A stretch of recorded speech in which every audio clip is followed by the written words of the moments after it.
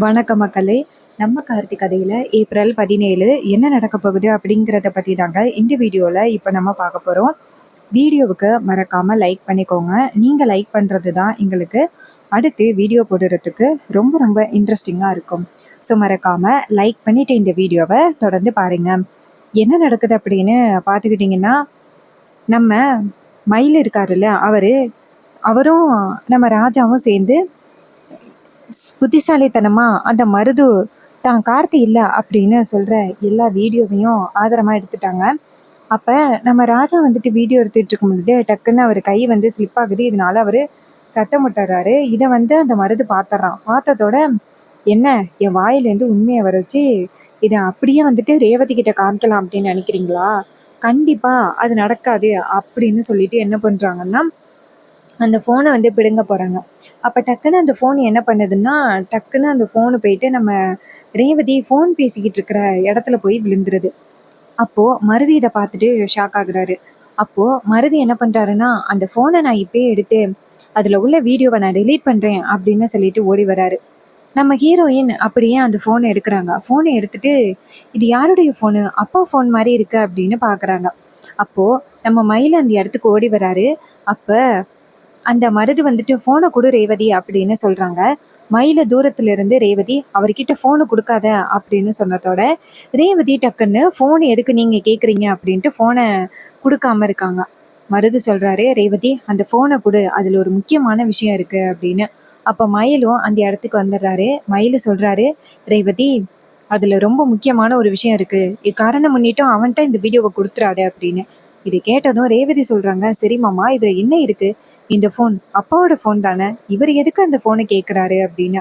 அதுக்கு மயில் சொல்கிறாரு, ரேவதி இவனோட உண்மையான சுயரூபம் அதில் இருக்க வீடியோவா, அதனால தான் அந்த வீடியோவை எப்படி டெலீட் பண்ணணும் அப்படிங்கிறதுக்காக கேட்குறான். என்ன நடந்தாலும் சரி அந்த ஃபோனை மட்டும் அவன்கிட்ட கொடுத்துறாத. இதை கேட்டதும் ரேவதியும் சரிங்க மாமா நான் கொடுக்கல அப்படின்னு சொல்லிட்டு நேராக நம்ம மயிலுக்கிட்ட அந்த ஃபோனை கொடுக்குறாங்க. இதை மருது பார்த்துட்டு, ரேவதி என்கிட்ட அந்த ஃபோனை கொடுன்னு சொன்னால் எதுக்கு நீ அவர்கிட்ட ஃபோனை கொடுக்குற, அதில் எனக்கு முக்கியமான ஒரு விஷயம் இருக்குது அப்படின்னு. அப்போ ரேவதி சொல்கிறாங்க, இங்கே பாருங்கள், உங்களுக்கு முக்கியமான விஷயம் எப்படி எங்கள் அப்பாவோட ஃபோனில் இருக்கும், இங்கே தேவையில்லாமல் மட்டும் பேசாதீங்க அப்படின்னு சொல்ல. அப்போ ராஜா அந்த இடத்துக்கு வந்துடுறாரு. வந்துட்டு, அம்மாடி ரேவதி அந்த ஃபோனை அவன்கிட்ட கொடுக்கலையே அப்படின்னு. மயில் சொல்கிறாரு, மாமா அந்த ஃபோனை ரேவதி என்கிட்ட கொடுத்துட்டா, கவலைப்படாதீங்க அப்படின்னு சொல்லிட்டு அந்த ஃபோனை கையில் எடுத்துக்கிறாங்க. மருது சொல்கிறாரு, இங்கே பாருங்கள், நீங்கள் 2 பேரும் தேவையில்லாத வேலை பண்ணுறீங்க. இப்போது அத்தை வந்ததோட அவங்க கிட்ட உங்களை பற்றி சொல்கிறேன், அத்தை உங்களை திட்டினாதான் சரிப்பட்டு வரும். அப்போது மயில் சொல்கிறாரு, உன்னால் முடிஞ்ச அத்தை கிட்ட சொல்லிக்க, நீ என்ன பேசுனியோ அது எல்லாமே இப்போ எங்ககிட்ட ஆதாரமாக இருக்குது, அதை ரேவதி கிட்ட காமிச்சா மட்டும் போதும், அவளுக்கு நீ எப்படிப்பட்டவ அப்படிங்கிறது தெரியும். இது கேட்டதும் ரொம்பவே ஷாக் ஆகுறாங்க நம்ம வருது. ஐயோ, அத்தைக்கிட்ட இந்த விஷயத்தை பற்றி சொல்லியே ஆகணுமே அப்படின்னு. இன்னொரு பக்கம் மயிலே நேராக ரேவதியை பார்த்து, ரேவதி இதில் ரொம்ப முக்கியமான ஒரு வீடியோ இருக்குது, அந்த வீடியோவை நீ பார்த்தே ஆகணும் அப்படின்னு ஃபோனை எடுக்கிறாங்க. இதை பார்த்துட்டு மருதி ஷாக் ஆகி, ஐயோ இப்போ உடனே நம்ம அத்தைக்கிட்ட இந்த விஷயத்தை பற்றி சொல்லணுமே அப்படின்னு நேராக அங்கேருந்து ஈஸ்வரியோட ரூமுக்கு ஓடுறாங்க. அத்தை அத்தை என்ன பண்ணுறீங்க, சீக்கிரம் கதவை தருங்க அப்படின்னு. அப்போ ஈஸ்வரி கதவை திறந்துட்டு, சொல்லுங்க மாப்பிள்ள என்னாச்சு, ஏன் இவ்வளோ பதட்டமாக இருக்கீங்க, ஏதாவது பிரச்சனையா அப்படின்னு. அப்போ மருது சொல்கிறாரு, அத்தை நான் ஒரு பெரிய தப்பு பண்ணிட்டேன் அத்தை. ஈஸ்வரி கேட்குறாங்க, தப்பு பண்ணிட்டீங்களா, என்னாச்சு மாப்பிள்ள அப்படின்னு. அதுக்கு மருது சொல்கிறாரு, அத்தை இது மாதிரி உங்கள் பெரிய மாப்பிள்ள மயில் இருக்காருல்ல, அவர் என்கிட்ட பேசினாரு, நானும் கோவத்தில் நான் கார்த்தி இல்லை, உன்னால் என்ன பண்ண முடியுமோ பண்ணிக்க அப்படின்னு சொல்லி சவால் விட்டுட்டேன். அது எல்லாத்தையுமே மாமா வீடியோ எடுத்து இப்போ ரேவதி கிட்ட காமிக்க போகிறாங்க. இப்போது எனக்கு என்ன பண்ணுறேனே தெரியல அப்படின்னு. இது கேட்டதும் ஈஸ்வரி செம்ம டென்ஷன் ஆகி, யோ நீ என்ன முட்டாளா, எதுக்கு நீ அவன்கிட்ட தேவையில்லாமல் நீ தான் அப்படிங்கிறத சொல்கிற. அதுக்கு அவர் சொல்கிறாரு, சாரி அத்தை, ஏதோ நான் அவசரத்தில் நான் அப்படி சொல்லிட்டேன், என்னை மன்னிச்சிடுங்க அத்தை, தயவு செஞ்சு எப்படியாவது காப்பாற்றுங்க. அந்த வீடியோவை மட்டும் ரேவதி பார்த்துட்டா அதுக்கப்புறம் ரேவதிக்கு எல்லா உண்மையும் தெரிஞ்சு போயிடும், இப்போ என்ன பண்ணுறது அப்படின்னு. இதை கேட்டதும் ஈஸ்வரி சொல்கிறாங்க, நான் பார்த்துக்கிறேன் வா அப்படின்னு சொல்லிட்டு இங்கேருந்து போகிறாங்க. அப்போது மயிலே நேராக ரேவதி கிட்ட அந்த வீடியோவை கொடுக்குறாங்க. அப்போ ரேவதி அந்த வீடியோவை பார்க்க போகிறாங்க. அப்போ ஈஸ்வரி டக்குன்னு ரேவதி கையில் இருக்கிற ஃபோனை பிடுங்குறாங்க. இதை பார்த்ததும் நம்ம மயில சொல்கிறாரு, அத்தை என்னத்தை பண்ணுறீங்க.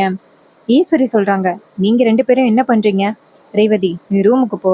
ரேவதி கேட்குறாங்க, அம்மா எதுக்குமா அப்போ என் கையிலேருந்து ஃபோனை பிடுங்குனீங்க, ஏதோ ஒரு முக்கியமான வீடியோ காமிக்கணும் அப்படின்னு சொன்னார் எங்கள் அப்பா, எதுக்காக இப்போ இந்த ஃபோனை பிடுங்குனீங்க அப்படின்னு. ஈஸ்வரி சொல்றாங்க, இங்க பாரு ரேவதி, உனக்கு இப்போ உடம்பு சரியில்லை, இந்த மாதிரி நேரத்துல இதெல்லாம் நீ பேசக்கூடாது, போயிட்டு ரெஸ்ட் எடு. ரேவதி சொல்றாங்க, இல்லம்மா எனக்கு இப்ப தெரிஞ்சே ஆகணும், இப்ப காமிக்க போறீங்களா இல்லையா அப்படின்னு சொல்லிட்டு கேக்குறாங்க. அப்போ ராஜா நேரா ரேவதியை பார்த்து, அம்மாடி ரேவதி, அதுல என்ன இருக்கு அப்படிங்கிறத நான் சொல்றேன். இதோ இருக்கிறானே இந்த கார்த்தியை அப்படின்னு பேர்ல, இவன் பேரு உண்மையான கார்த்தியே கிடையாது, இவன் பேரு வந்துட்டு மருது. இதை கேட்டதும் ரேவதி ஷாக் ஆகுறாங்க. என்னப்பா சொல்றீங்க, இவர் பேரு மருதுவா? இவரு கார்த்தி அப்படின்னு சொல்லில அம்மா அறிமுகப்படுத்தி வச்சாங்க. ராஜா சொல்றாரு, அம்மாடி உங்க அம்மா சொன்னது பொய், அதை மறைக்கிறதுக்காக தான் அவ இப்ப நான் கொடுத்த போனை பிடுங்கினா. அப்போ ரேவதி அவங்க அம்மாவை பார்த்து, இங்க பாருங்கம்மா, இப்ப அந்த போனை கொடுக்க போறீங்களா இல்லையா அப்படின்னு. அப்ப ஈஸ்வரி சொல்றாங்க, என்னால கொடுக்க முடியாது அப்படின்னு. இங்க பாரு, உங்க அம்மா சொல்றது எப்பவுமே உண்மையாதான் இருக்கும். உங்க அம்மா உனக்கு என்னைக்குமே துரோகம் பண்ண மாட்டா. நான் உனக்கு நல்லது மட்டும்தான் பண்ணிக்கிட்டு இருக்கேன். இப்போ நான் சொல்றதை கேட்க போறியா இல்லையா அப்படின்னு. இதை கேட்டதும் ரேவதி சொல்றாங்க, அம்மா நீங்க பண்றது ரொம்ப பெரிய அநியாயம். இப்போ அந்த போனை கொடுக்க போறீங்களா இல்லையா? அப்பா வந்துட்டு கண்டிப்பா போய் சொல்ல மாட்டாரு. நீங்க போய் சொல்லல அப்படின்னா அந்த போனை கொடுங்க அப்படின்ட்டு. அப்போ மயிலு சொல்றாரு, அத்தை, ரேவதிக்கு எல்லா விஷயமும் தெரிஞ்சு போச்சு, நீங்க இப்போ உண்மையை ஒத்துக்கிறதே நல்லது அப்படின்னு. இது கேட்டதும் ஈஸ்வரி ரொம்பவே அதிர்ச்சி ஆகுறாங்க. இவனுங்க 2 பேரும் சேர்ந்து நம்மளை சரியா ரேவதி கிட்ட மாட்டி விட்டுட்டானுங்களே அப்படின்னு. மயிலு நேரா ரேவதியை பார்த்து, இங்க பாரு ரேவதி, அதுல இவன் சொன்ன எல்லாமே அப்படியே வீடியோ ஆதாரத்தோட இருக்கு.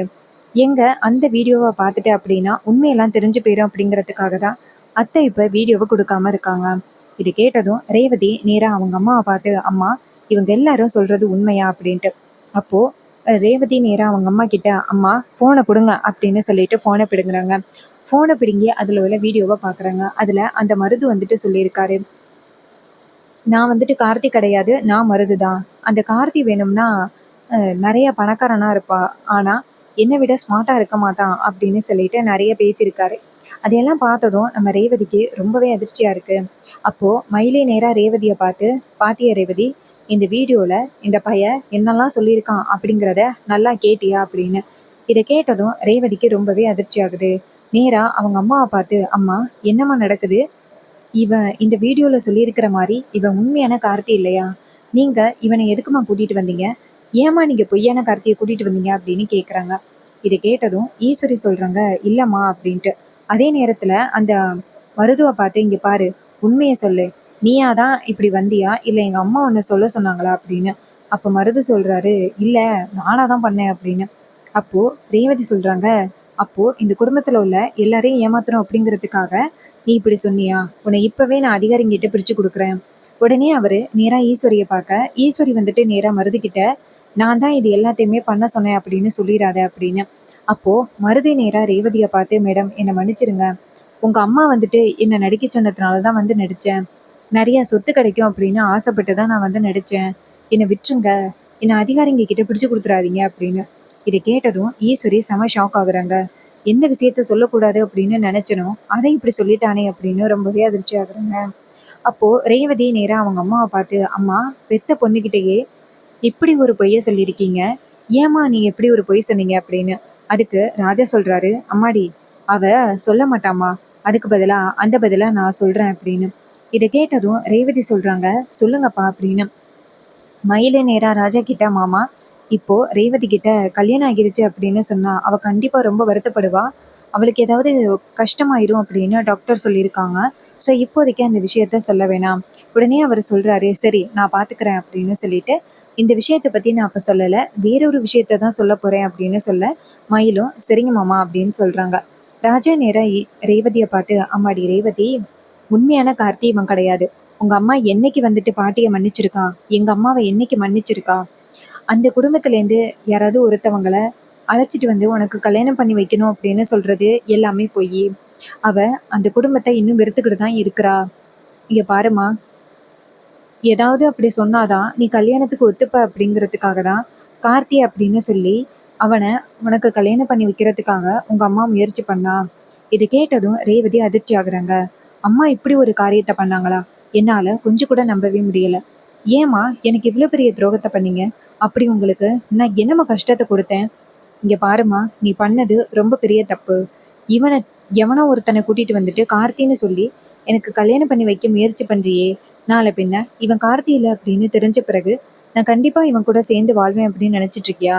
அம்மா நீ பண்ணது ரொம்ப பெரிய தப்பு. நீ எனக்கு இவ்வளவு பெரிய துரோகத்தை பண்ணுவ அப்படின்னு நான் கொஞ்சம் கூட எதிர்பார்க்கவே இல்லை. ஈஸ்வரி ரேவதியை பார்த்து, இங்க பாரு ரேவதி, உங்க அம்மா உனக்கு என்ன பண்ணாலும் நல்லதுக்கு தான் பண்ணுவா. அத முதல்ல யோசி. அதுக்கு ரேவதி சொல்றாங்க, அம்மா நீங்க என்ன பண்ணாலும் நல்லதுதான் பண்ணுவீங்க, அது எல்லாம் ஓகே. ஆனா எவனே ஒருத்தனை கூட்டிட்டு வந்து அவன் தான் கார்த்தின்னு சொல்லி எனக்கு கல்யாணம் பண்ணி வைக்க பாக்குறீங்க. இவன் இப்ப எதுக்காக இந்த வீட்டுக்குள்ள வந்திருக்கான் அப்படிங்கறது எல்லாத்தையுமே சொன்னான் பாத்தியா? அம்மா நீ பண்றது கொஞ்சம் கூட சரியே இல்லை. எனக்கு இவனை சுத்தமா பிடிக்கல. இவன் இந்த இடத்த விட்டு இப்போ போக சொல்றியா இல்லையா? அதுக்கு ஈஸ்வரி சொல்றாங்க, முடியாது. உனக்கு இவன் தான் கார்த்தி இல்லை அப்படின்னு தெரிஞ்சு போச்சுல, இவன் பேரு மருது.